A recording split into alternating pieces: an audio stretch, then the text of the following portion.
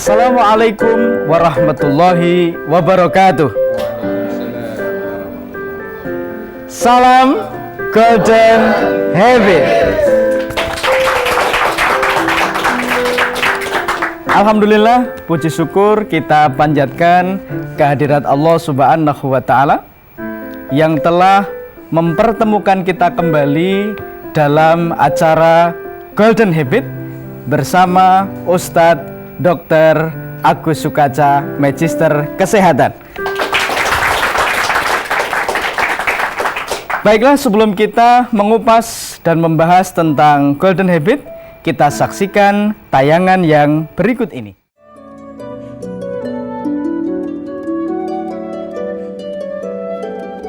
Dalam suatu kehidupan, kebiasaan yang kita lakukan akan membentuk sebuah karakter, citra diri, dan gambaran masa depan.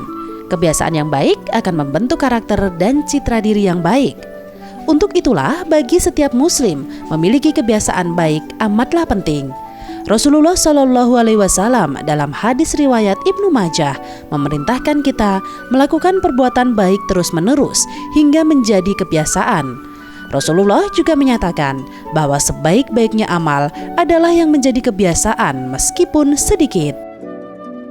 Dan kebiasaan-kebiasaan baik yang dapat kita amalkan adalah 1. Tertib sholat, yakni sholat fardu di awal waktu berjamaah, didahului sholat tahiyatul masjid dan diiringi sholat rawatib, ditambah sholat tahajud setiap dini hari dan sholat duha setiap pagi.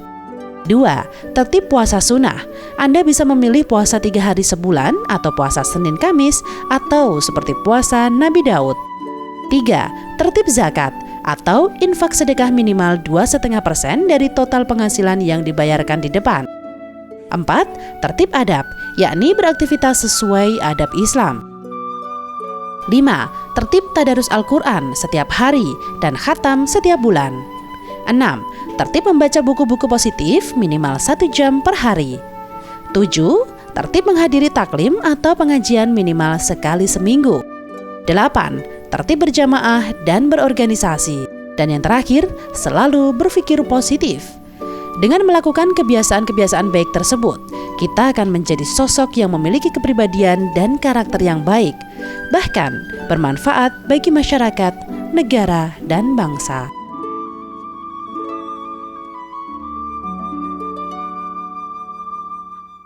Saudara-saudaraku, Bapak dan Ibu di studio, para pemirsa yang berbahagia, telah kita saksikan tayangan singkat tentang Golden Habit. Untuk mengupas dan membahas lebih dalam apa dan bagaimana tentang Golden Habit tersebut, kita hadirkan, telah hadir juga narasumber kita, Ustadz Dr. Agus Sukaca. Mari kita sambut beliau. Assalamualaikum Ustaz. Waalaikumsalam warahmatullahi wabarakatuh. Apa kabar Ustaz? Sehat, alhamdulillah, luar biasa. Silakan Ustaz.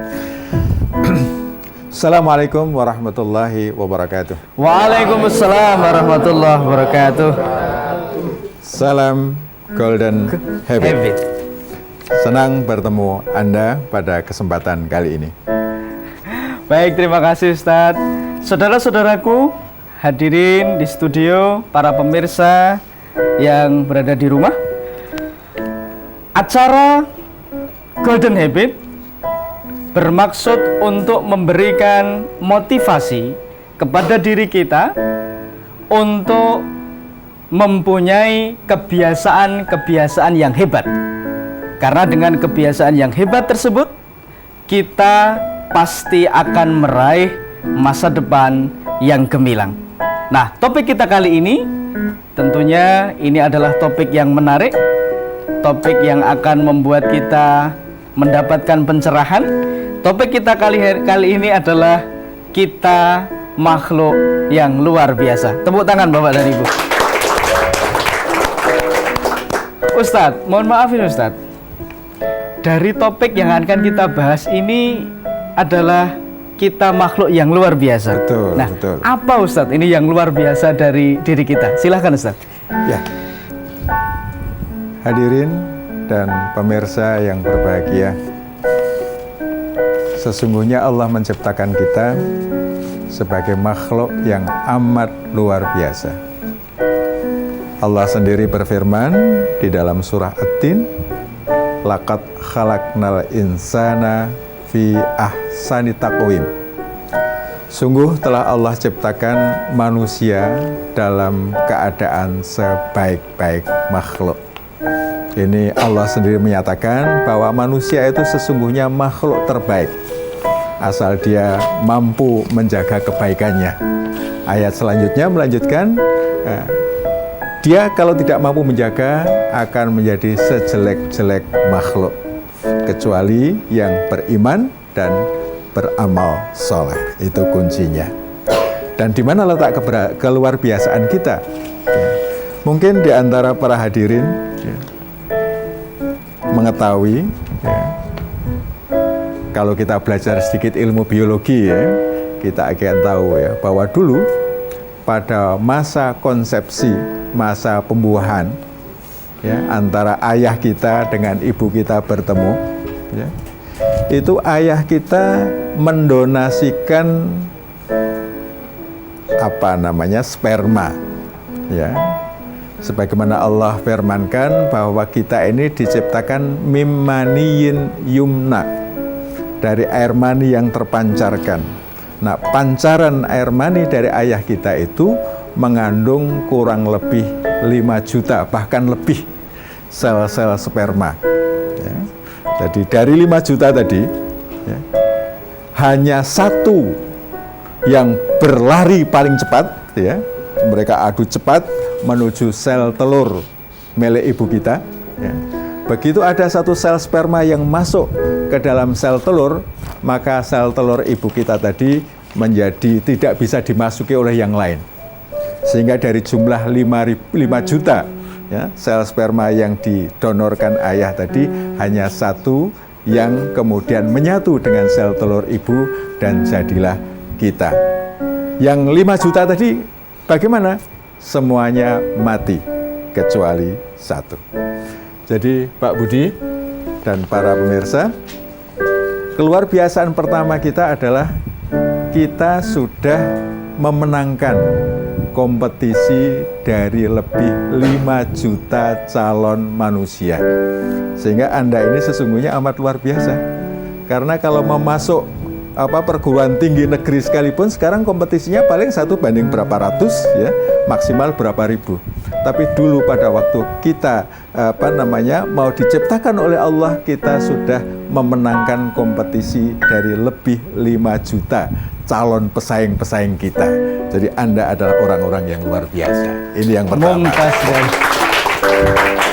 Ternyata Bapak dan Ibu, kita adalah pemenang dari lebih dari 5 juta calon manusia. Nah, ternyata kita adalah bibit unggul ternyata. Betul begitu Ustaz ya? Saya kira demikian. Karena yang lain-lain itu harus mati dan hanya satu dari 5 juta yang kemudian menjadi kita. Baik, menarik ini Ustaz. Ini kan yang pertama tadi Ustaz sampaikan bahwa kita adalah pemenang dari 5 juta calon manusia.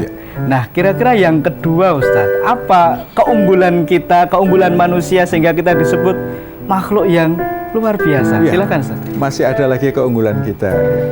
Di antara makhluk-makhluk ciptaan Allah yang lain, organ-organ yang dianugerahkan Allah buat kita ini paling sempurna. Kita diberikan mata berbeda dengan mata hewan yang lain atau makhluk yang lain. Kita diberikan struktur tubuh yang bisa kita gunakan untuk melakukan apa saja, di backup oleh sistem yang mampu menjaga tubuh kita dalam kondisi yang sebaik-baiknya. Ada paru-paru, ada jantung, ada usus, ada ginjal, ada otak, ada jantung, yang kesemuanya itu adalah menjaga agar seluruh tubuh kita itu berjalan dengan sebaik-baiknya. Nah, usus kita ini Pak Budi, usus kita itu merupakan tempat penyedia logistik utama bagi tubuh kita. Dari apa yang kita makan, diproses oleh usus siap untuk menjadi energi, diedarkan oleh darah, dia mengambil oksigen dari paru-paru, kemudian oleh jantung disebarkan ke seluruh tubuh, yang kotor dibersihkan oleh ginjal, dan sistem yang kita miliki ini adalah yang terbaik. Itu keluarbiasaan yang kedua. Baik, tepuk tangan Bapak dan Ibu. Inilah hebatnya kalau yang jadi ustadz kita adalah seorang dokter Bapak dan Ibu, sehingga bisa menjelaskan sedikit banyak terkait dengan fungsi-fungsi dari organ kita yang ini menjadi ciri keluarbiasaan kita sebagai makhluknya Allah Subhanahu wa taala. Tepuk tangan sekali lagi untuk ustadz kita. Bapak dan Ibu, saya masih penasaran, masih banyak ingin tahu tentang keistimewaan tentunya Bapak dan Ibu, tapi nanti kita simpan pertanyaan itu. Saya ingin masih melanjutkan. Yang ketiga Ustadz ini, sekiranya bisa menerangkan kepada saya dan Bapak Ibu yang ada di studio, pemirsa yang ada di rumah, keistimewaan apa ini yang ketiga ini Ustadz? Keistimewaan yang ketiga, Allah memberikan kita otak. Ya.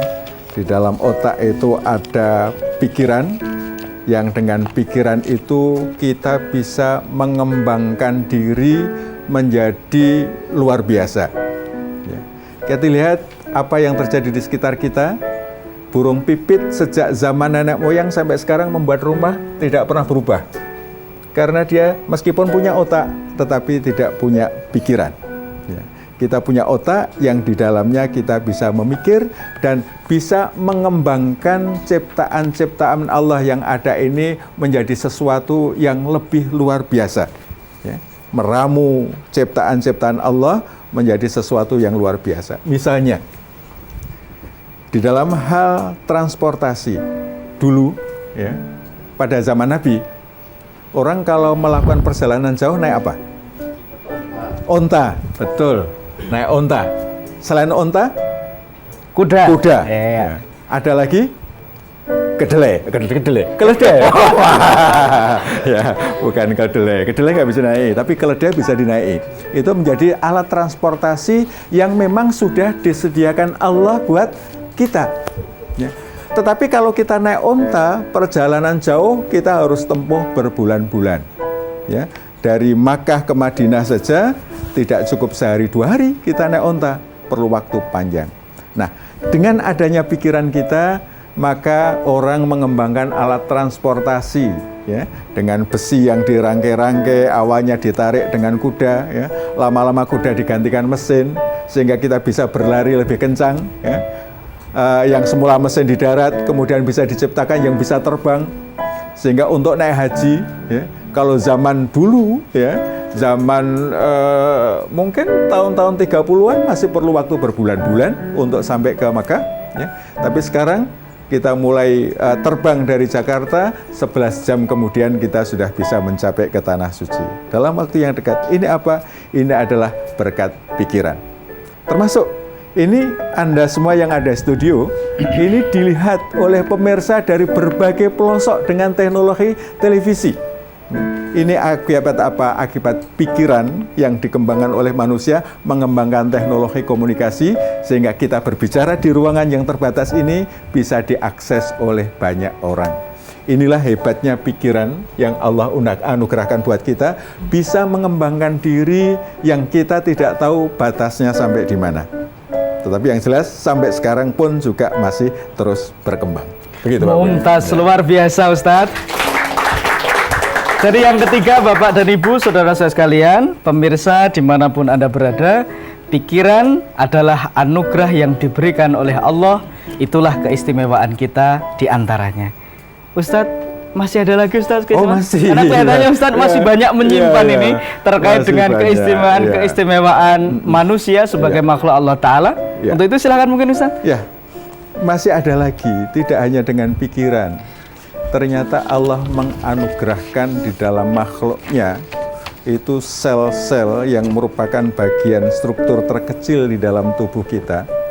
Tetapi di dalam sel kita itu masih ada namanya gen. Nah, berapa banyak sel yang diberikan Allah buat kita?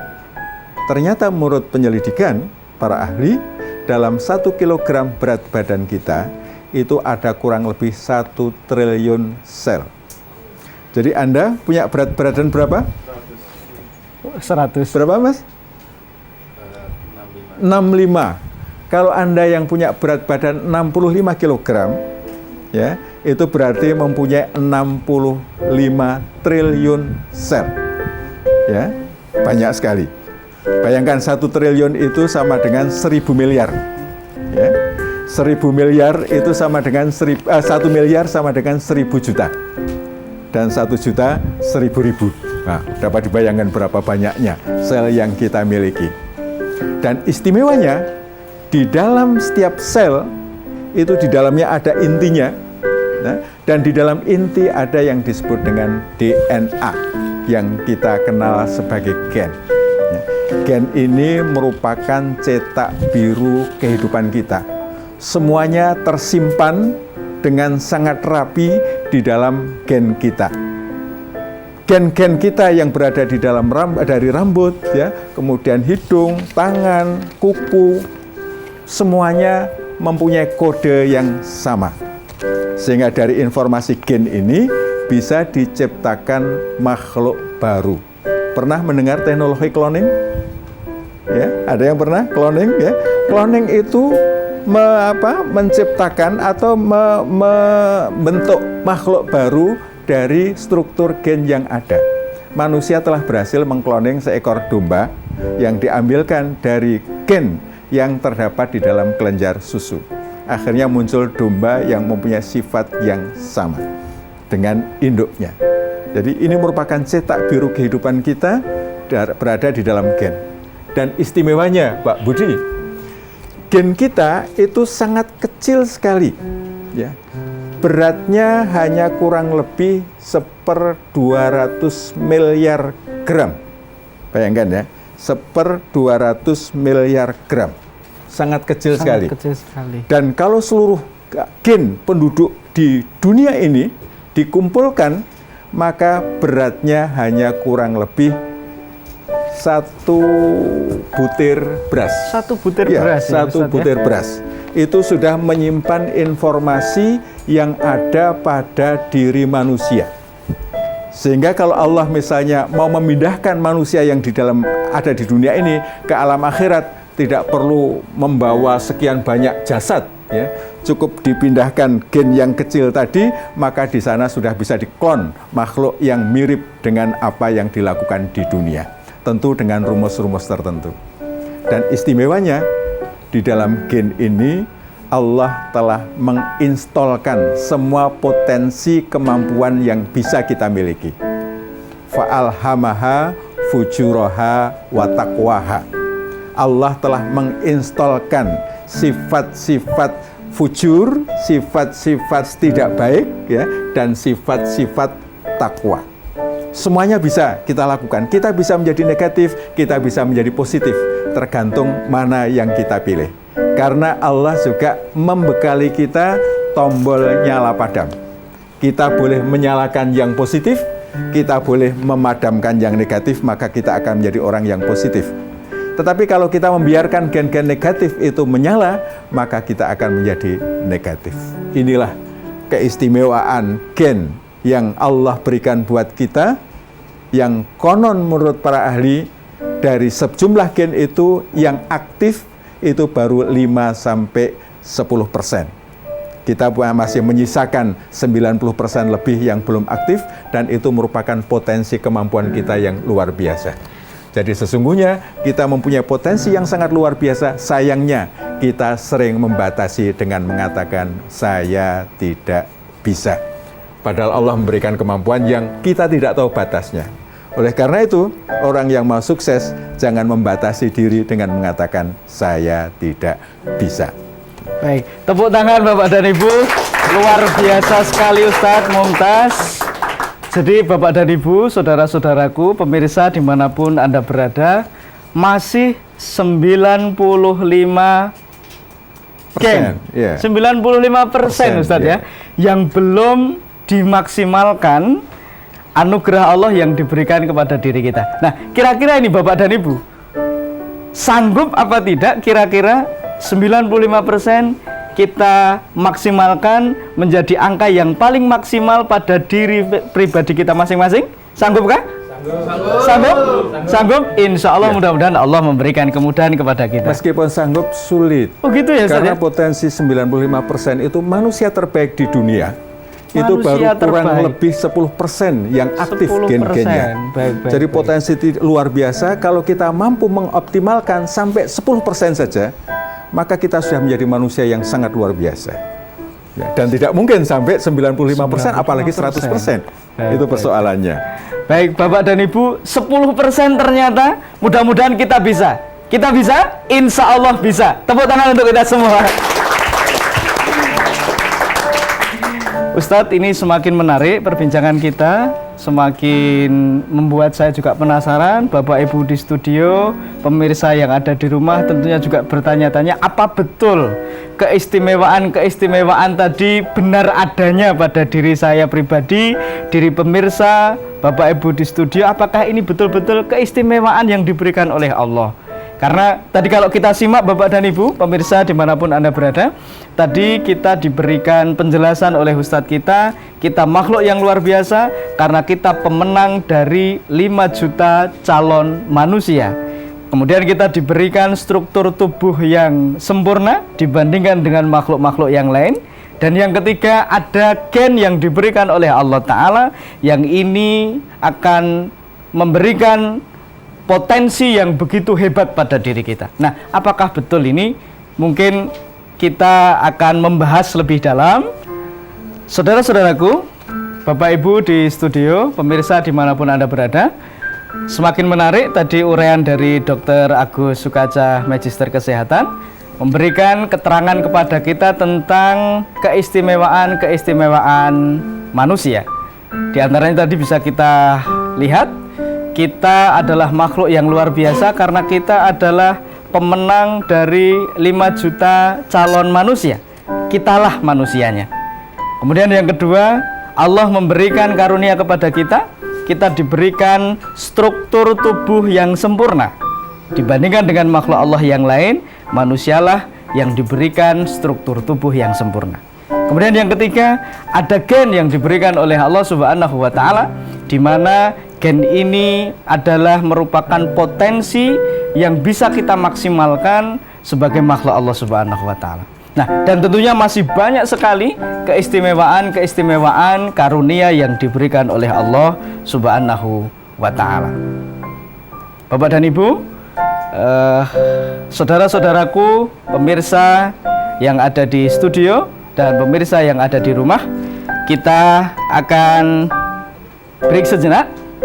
Kita akan lanjutkan perbincangan kita. Tentunya nanti akan dikupas lebih dalam mengenai keluar biasaan kita sebagai makhluk Allah Subhanahu wa Ta'ala, yaitu manusia. Tentunya nanti tetap bersama narasumber kita, Ustadz Dr. Agus Sukaca.